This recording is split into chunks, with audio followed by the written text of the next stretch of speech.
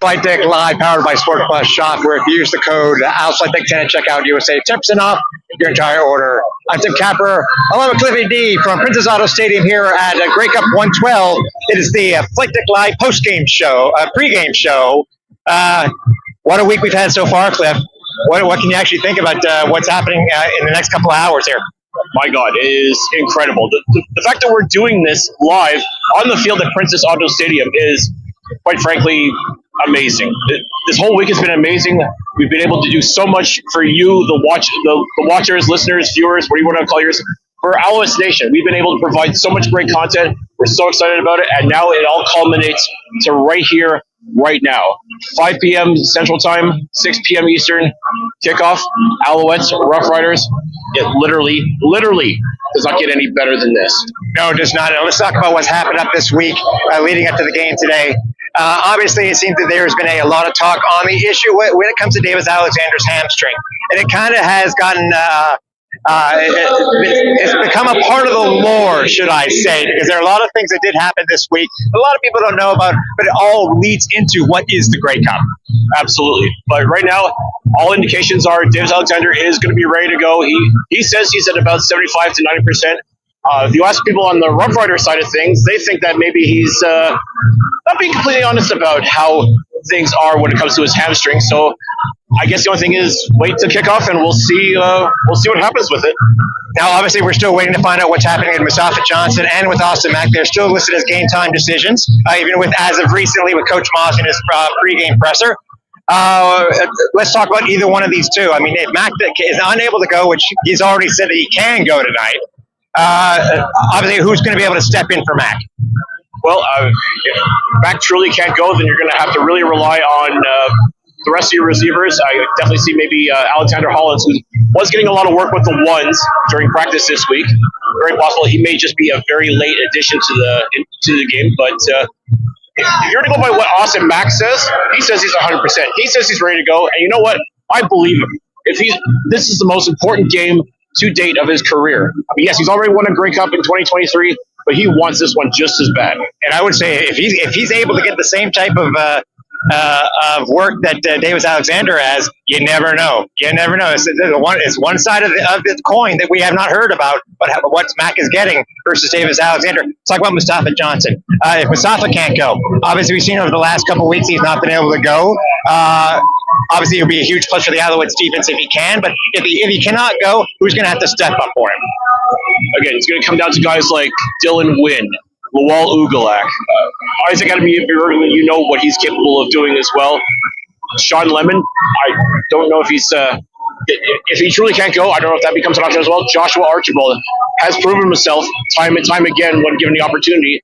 We spoke with him yesterday, and you know that he's relishing to get actually on the field, get his hands dirty, maybe get a chance to have his hands on the quarterback, Trevor Harris. Obviously, as we were talking about before with Davis Alexander, comes into the Grey Cup with an unbeaten record. He is 13-0, with regular season and postseason. Let's talk about Davis. How does this game go tonight? I mean, as you said before, anywhere between 75 to 90%. What does Davis have to do to make sure that he's able to stay in this game as long as he can? His O-line's going to have to step up in a way that they probably never have before.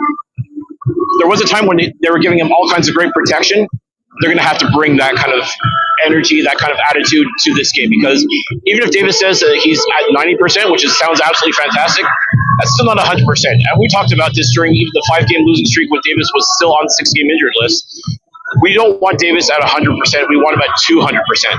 So when you hear 75 to 90, that's not 200% as far as I'm concerned. So honestly, Davis is going to want to roll out. He's going to want to prove that he's good, that he's ready to go and everything like that. And even if he was playing mind games, that hamstring is still a major target that will not be ignored by Saskatchewan. You know that their front seven's going to bring everything they can. They're going to try and flush him out, try to get him to make mistakes, try to get him to work that hamstring. We'll see just truly how injured he is.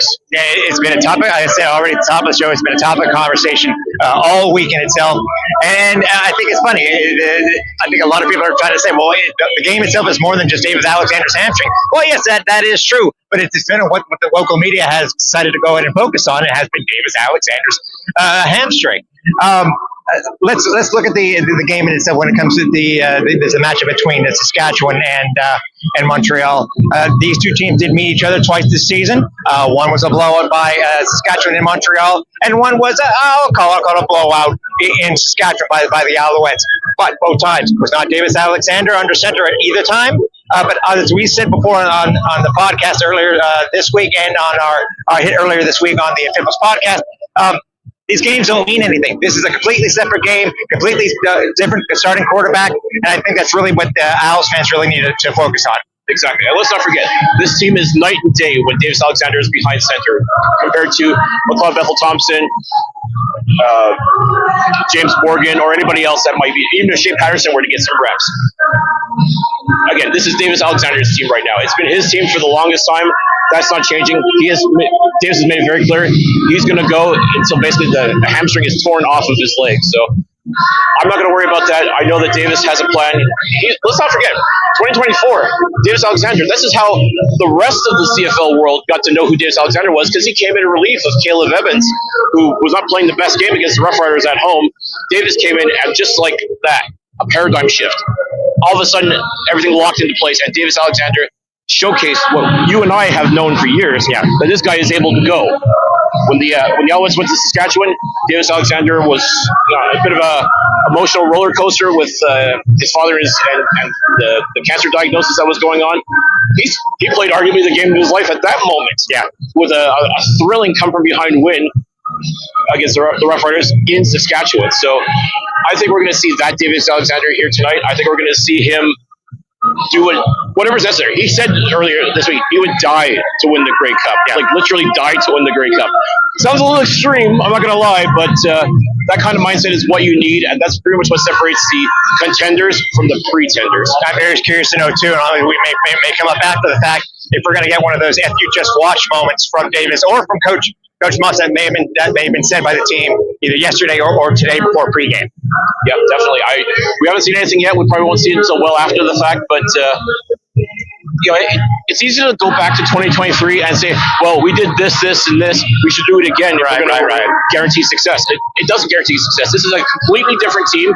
It just has a lot of the same core elements that were on this 2023 team. But this is 2025. This is a different opponent. This is a different atmosphere. There's a lot that's different, just enough difference to make it its own game itself. And Davis knows that. Jason Moss knows that. I'm fairly confident the rest of this team knows that as well. It's now simply a matter of the Saskatchewan Roughriders are about to find out just what kind of team this Montreal Alouettes is. And just so that change, as you were saying, we have a difference in running back this year versus the last time the Alouettes won the Grey Cup in 23. We have Stevie Scott, Travis Tice. All the Travis Tice, by the way, as we found out, James Fletcher is not active for the game today. Tice will be doing all return duties. So let's talk about the running core that the Alouettes have set up versus the Saskatchewan defense. Yeah. I mean, Stevie Scott, he came alive during this playoff run and has played absolutely phenomenal football. Travis Tice came into the Eastern Final, and I go back to the drive that one of the better drives that the Alouettes had versus the Hamilton Tiger Cats, where it was Stevie Scott, Travis Tice, and yes, even Davis Alexander. Run. It was ground and pound all the way to the end zone. I mean, yes, it only ended up in a field goal, but if the Alouettes can put together a couple of drives like that, it kind of takes a little bit of the pressure off of Davis Alexander from having to run or try to find open receivers. If you can get that ground game going as well. I mean, we both know that Stevie Scott and Travis Tice are both downhill runners. They're not afraid to lower the shoulder and just grind away, keep the legs churning. That's what's going to be the key right here, because AJ Ouellette's going to bring that for the Saskatchewan Roughriders. So if you're matching up same to same, I like Montreal's odds with both Scott and Tice getting the rock as much as possible. Yeah, the defense having been able to keep AJ Ouellette pretty much in check over the last two games. A little bit, I think both times was still under 100 yards, if I'm not mistaken. But let's talk about what the defense has to do to keep the running game in check, which has been an issue at times during this 2025 season, but also when it comes to getting to Trevor Harris. Well, we saw what happened against the Winnipeg Blue Bombers. They kept Brady Oliveira in check. Greg Bell against the Hamilton Tiger Cats, they kept him in check as well. There's no doubt in my mind, this front seven knows exactly what they have to do. They know how dangerous AJ Ouellette is. I've said it before and I'll say it again. It's like trying to tackle a bowling ball. The guy is just so difficult to bring down. That being said, so is Travis Tice. I find those two are cut from the very same cloth. If you're going to stop either of these guys, you got to bring everything. And there's no question in my mind, this defensive line from Montreal has the tools to do that. They can keep an MOP winner, Brady Oliveira, honest. They can keep a young superstar like Greg Bell to minimal yards. There's no question in my mind they can do that to Mr. AJ Ouellette. Yeah, obviously we want to make sure, if you haven't seen already, we do have a special playlist over on our YouTube page that has all the different interviews that we have done this week. It's been an absolute joy here in Winnipeg. Obviously, props to the CFL for allowing us to do just what we love to do and be able to cover the Alouettes and stuff like that. But you have any last thoughts on the game itself? As I said, we're standing here on the field here at Princess Auto Stadium. And it's the game's it's about to get great. Well, it's funny. Like, I don't see too many people. I guess I haven't let people into the stands yet. But part of me is thinking this isn't exactly the calm before the storm, but the excitement is there. It's palpable. I mean, as we were coming into the stadium itself, we saw like tailgates lining up along the street here. People are ready. People are jacked.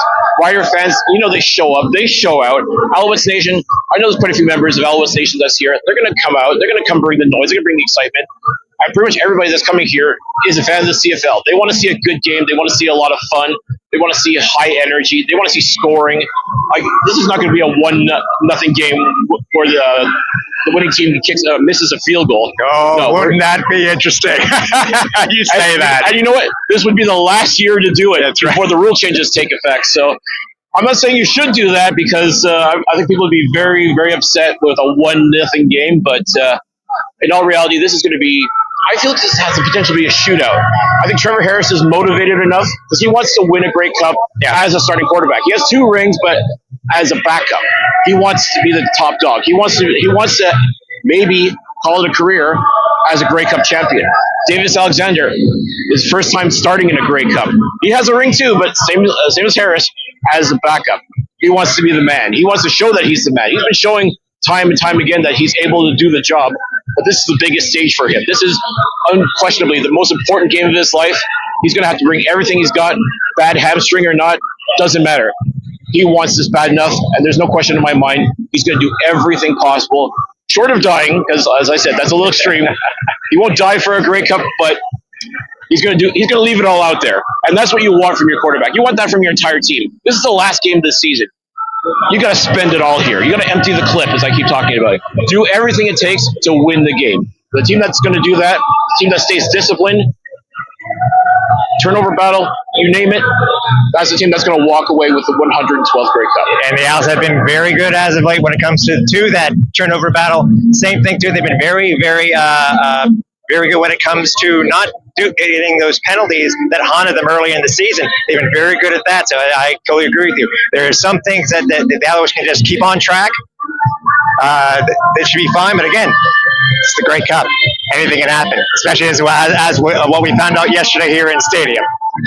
Absolutely.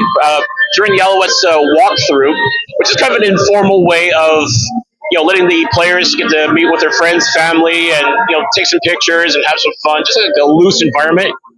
There was a water main break that sounded off an alarm that just kept going and going and going, to the point where they eventually had to clear out the entire stadium. Yeah.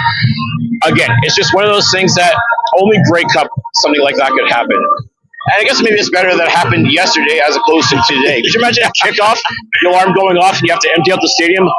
Holy moly, that would not be a good thing. Especially, say, for instance, maybe during the national anthem or at halftime or during the Our Lady Peace pregame show, which I'm very much looking forward to as an Our Lady Peace fan.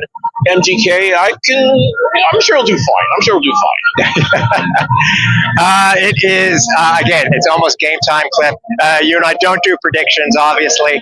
We're just looking for to be a very good game, and I don't know really what else Eric can say, but let's just hope that these two teams put on a great show for everybody across the country and across the world. Absolutely. I mean, this is what you go to training camp for. Like back in May, when these guys got together and started working towards, this was what they were working towards. This is what every team works towards. And this year it's Saskatchewan, it's Montreal, for all the marbles right now. For the Grey Cup, there's no tomorrow. It's win or go home. Someone's going to walk away with the Grey Cup championship, and someone else is just going to walk away. That's right. Again, I think Montreal has done everything they can to win this championship. There's no question in my mind Saskatchewan's done.